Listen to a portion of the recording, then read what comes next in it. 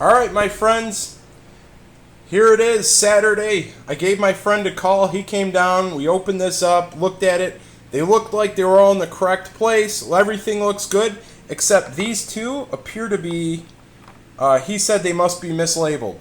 So what we did was we actually connected all of this with this cable, and we plugged it in to my DC input, the 12 to 18 volt, 100 watts max. We plugged it in there and it was actually charging.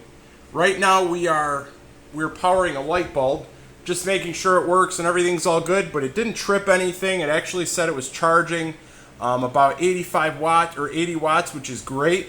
It was in the direct sunlight. We just did a quick little, set this on the lawn, set up the solar generator, and it seems to work perfect, but these are either reversed or these are reversed, or they put these on the wrong ends, so it's no big deal, but yeah, kind of a pain in the butt.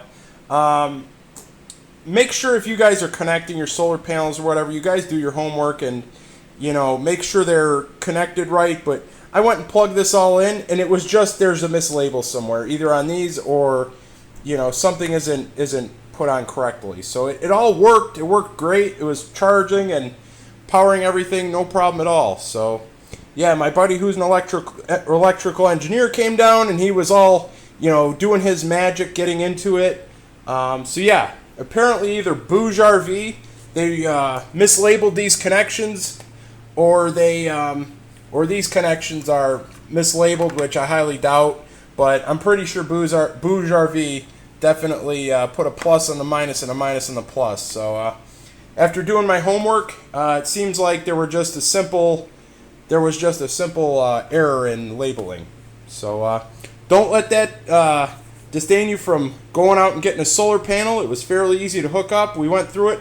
We opened this up, cracked it open. Seems like everything's correct in there. But yeah, so alright my friends, thanks for watching. Next video we're going to be talking about solar panels and such. So alright, thank you.